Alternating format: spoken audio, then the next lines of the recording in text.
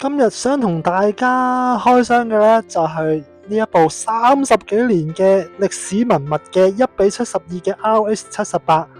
老軟膠啊！大家睇到呢一個咁有歲月痕跡嘅說明書呢，相信知道佢歷史相當之悠久啦。佢見證咗80、90年代嘅模型嘅變遷啦。呢一隻模型呢嘅比例呢係相當大，話係於1:72。當年嘅軟膠技術呢，其實嗰啲線呢非常之模糊嘅，極之考驗修模啊各樣嘢嘅技巧。而今次 WS Hobby 呢，就接咗一個非常之特別嘅委託。個客仔呢係一個資深嘅裝修泥水師傅嚟嘅喎。咁咧，佢咧就交咗呢一隻35年歷史嘅 B 級嘅72 RX78軟膠模型俾我。師傅嘅要求咧好明確，佢要最經典冇陰影嘅原色風格。而師傅亦都非常專業喎，佢咧已經事先幫我咧就進行咗一次洗件啦，同埋洗到乾乾淨淨噶啦。咁客仔咧亦都係一個批灰嘅專家嚟嘅喎。咁對於我哋呢啲做模型咧，手工自然咧係要求到非常之極致。咁大家都知道啦，35年前嘅老軟膠啊，各樣嘢咧都好模糊啊，咁所以咧變咗我哋咧一定要做一啲嘅黑線加深啦，將佢嗰個十字嘅線啊角咧就做翻一啲銳利化嘅，咁之後做遮蓋嘅時候打磨咧先至可以做得更加分析更加清澈啊各樣嘢噶啦。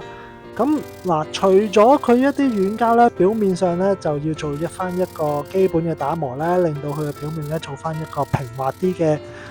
上色之前嘅處理先啦。咁呢啲功夫咧就唔懶得噶啦。對於軟膠咧，大家第一時間咧一定會諗起大廠出嘅軟膠專用漆啦。其實呢一隻漆咧用喺一般嘅新軟膠模型咧，100% 係冇問題嘅。咁但係今次咧呢一個咧係35年歷史嘅老硬化軟膠，第一次用嘅時候咧，其實佢個效果咧都唔係話太差，但係咧就未去到我心目中嗰個水準。咁所以咧見到未去到咧咁樣咧，我就即刻咧就轉翻用摩多嘅底灰。咁佢個平復力啊各樣嘢咧之後上色咧就好似做咗一層批蕩咁樣啦。咁可以做到咧我覺得自己心目中嗰個效果啦，因為之前嗰隻軟膠專用漆咧真係去唔到個效果。咁咧就慢慢咧就根據翻 RX78嘅3原色咧去噴翻啦，大家睇下個畫面。係啦，呢一個咧就係基本上噴好嘅效果啦。之後咧就用個盒仔咧分好件佢。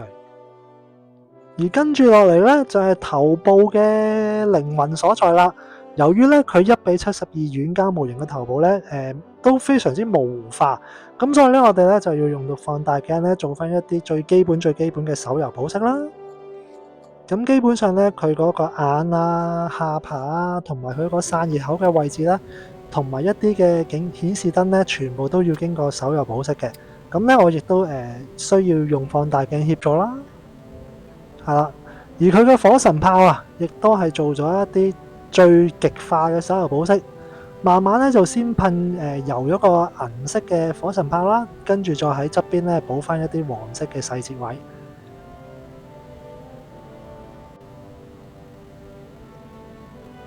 盡力咧將呢啲魔鬼細節咧雕琢都比較細緻啲咧，咁咧希望唔好辜負呢個師兄對我嘅委託啦。咁咧呢個咧就係非常之有元祖味嘅 RX78嘅頭部啦。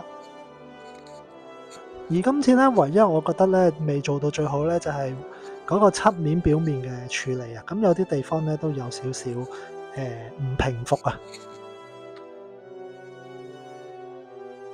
因為膠水要時間乾，所以我用 Blue Tape 幫手暫時固定，咁等佢乾晒，咁就會實晒。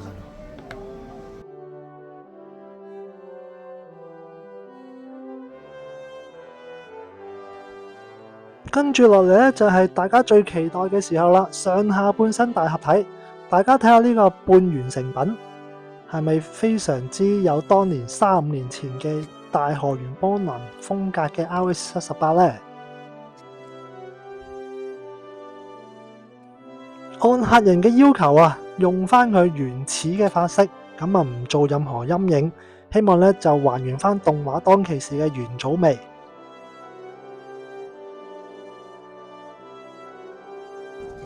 搞掂全身打磨之後咧，就嚟到我最中意嘅遮蓋分析嘅揭曉時間啦。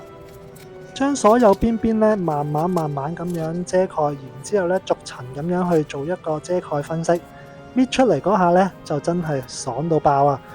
咁由於咧佢呢啲件咧係冇分件嘅，佢原本咧係一件啡色嘅件，咁所以咧我哋要經過用一啲遮蓋分析咧嘅美學咧，就去還原翻 RX78 盾牌嗰種嘅美感啦。除咗本體之外咧，武器咧亦都唔能夠馬虎㗎喎。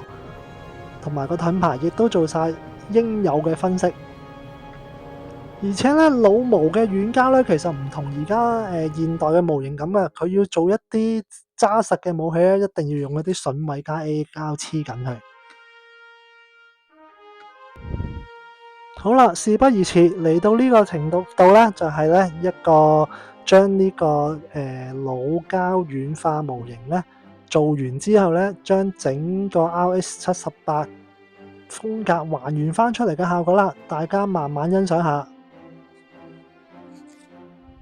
咁而今個星期咧，小弟咧就同屋企人去咗日本旅行啦，咁所以咧回覆嘅時間咧就可能會慢少少嘅，咁大家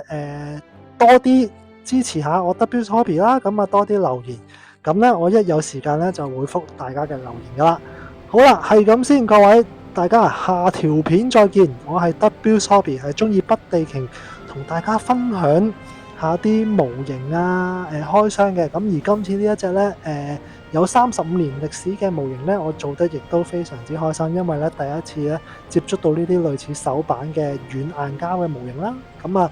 多謝大家支持，大家繼續慢慢睇埋段片，最靚嘅成品展咧就慢慢喺度同大家欣賞下啦。